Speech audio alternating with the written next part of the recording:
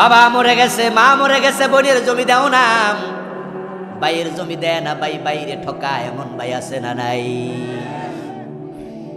যিনি বড় পরিবারে একটু নেতা টাইপের ভাই, জমিন ভাগ করার সময় ভালো জমিনটা উনার জন্য চাই, ঠিক না? হ্যাঁ, বাজারে একবারে সামনে দোকানটা আমার, পিছনেরটা তুমি, রাস্তার পাশের জমিটা আমার জন্য, ওই মাঝখানেরটা ছোট বাইরে দেয়, বোনদেরকে দেয় না। প্রভাবশালী ভাইয়েরা অন্য ভাইদেরকে ঠকায়। قال النبي صلى الله عليه وسلم من أخذ شبرا من الأرض ظلما فإنه يطوقه يوم القيامة من 7 أرضين। প্রিয় নবীজি ভবিষ্যৎবাণী করেছে, জানায়া গেছে, শোনো, তোমরা যারা জুলুম করে জোর করে 1 বিঘত জমি দখল করবা, হাসরের দিন দেখবা আল্লাহ জমিনটাকে 70 গুণ বড় বানায়া তোমার কান্দের মাঝে জাহান্নামের আগুনের রশি দিয়া ঝুলাইয়া দেবে।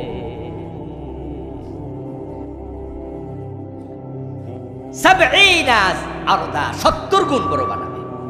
এই 70 গুণ শুধু এদিকে না, নিচের দিকেও। কদিন আগে দেখলাম ফেসবুকে একজন একটা ভিডিও আপলোড করছে, এক মুরব্বী ফজরের নামাজ পড়া তারপরে খেতে গেছে, খেতে যাইয়া ক্ষেতের আইলে ওই ঘাসটা হয় না, ধান লাগানোর আগে তো ঘাসগুলা সাফ করে না, কোদাল দিয়া কোপায়া কোপায়া, তো উনি গোসলেন্ডে দিয়া জিকির করতেছে লা ইলাহা ইল্লাল্লাহ, আর কোদাল দিয়া কাইটটা ক্ষেতের আইল একবার 12টা বাজে। মানে এত মোটা আইল, এটার দেখেছে বেশি নিজে কেটে লাইছে, কারণ মনে মনে ভাবতাছে যে লম্বা ক্ষেত যদি 5 আঙ্গুল কইরো কাটি তাহলে তো 1 শতক বেড়ে যাবে। সোজা আইল বাঁকা করিয়া ফেলে এমন জালেম আছে কিনা? নাঙ্গল এমন ভাবে ঠেলা মারে একবার আইল বাঁকা হয়ে গেছে। কার জন্য করছো দোস্ত? কার জন্য? কবরে নিতে পারবা? এই জমি কবরে নিতে যাবেন সম্ভব? এমন জায়গায় মৃত্যু হতে পারে, লাশটাও কবর দেওয়ার জায়গা পাওয়া যাবে।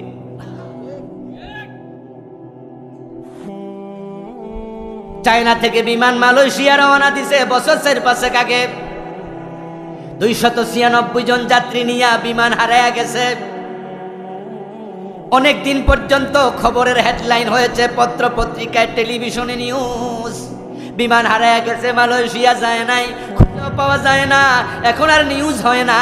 এমনও হতে পারে আকাশে যান্ত্রিক গোলযোগের কারণে ওই বিমানটা অ্যাক্সিডেন্ট করেছে, ক্র্যাশ করে ভারত মহাসাগরে পড়ে গেছে।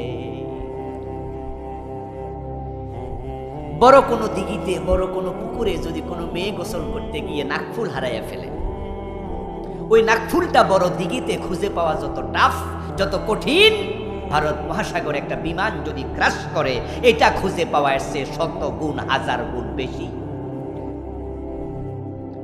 ওই 296 জন যাত্রী, এর মাঝে হাজার হাজার টাকা, কোটি কোটি টাকার মালিক এমন 2-4 জন আছে না নাই? কিন্তু এমন জায়গায় মারা গেল, কবরের 3.5 হাত মাটিও কপালে নাই, 3টা কাফনের সাদা কাফরও কপালে, লাশটা পর্যন্ত পরবর্তী প্রজন্ম খুঁজে পাবে না। অথচ এমনও তো হতে পারে এই বেড়াও আরেকজনের জমি দখল করে বয়ে রয়েছে।